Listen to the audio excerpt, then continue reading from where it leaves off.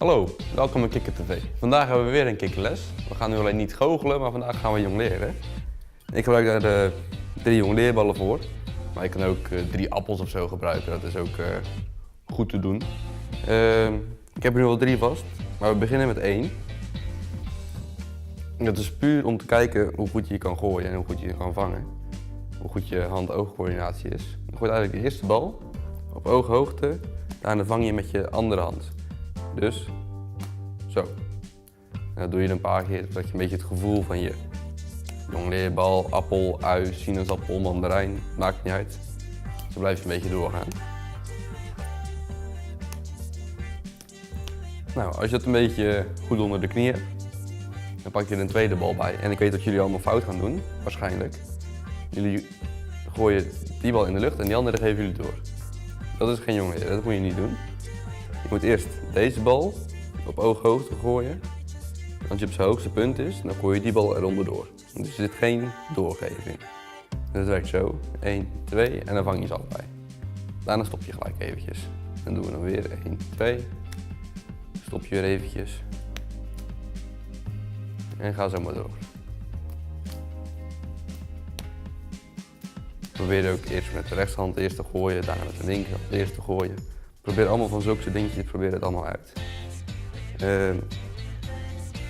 Als je dat onder de knie hebt, pak je er nog een bal bij. Dan ga je met 3. Dat wordt een stuk lastiger al. Dat zal je ook wel merken. Maar je begint dus met de bal te gooien waarvan er 2 in 1 hand zitten. Ik gooi altijd de voorste als eerste weg, dat vind ik het makkelijkst. Ik kan ook de achterste eerste weg gooien. Dat kan ook, moet je zelf even kijken wat je leuk vindt. Maar dit is eigenlijk hetzelfde als met 2 ballen. Gooi je deze de lucht in, ongeveer op ooghoogte, die er onderdoor. En dan die andere er ook weer onderdoor. Het ziet er dan zo uit. En dan vang je ze gewoon weer even. Zo begin je te oefenen met jongleren. Gewoon alles gooien, alles vangen en dan stop je. En dan doe je dat nog een keer.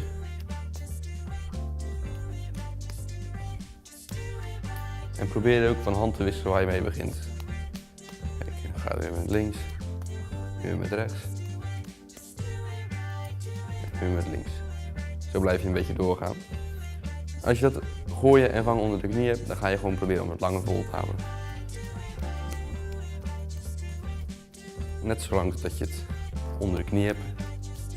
En kan je jongleren.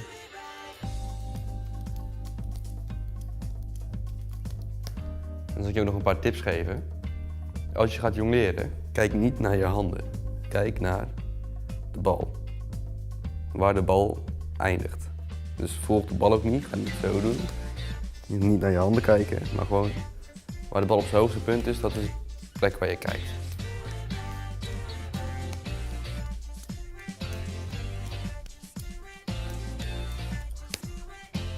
Nou, mensen, bedankt voor het kijken. Ik hoop dat jullie veel gaan oefenen en op een duur allemaal kunnen gaan jongleren. Het is hartstikke leuk om te doen. Je bent lekker bezig, lekker buiten.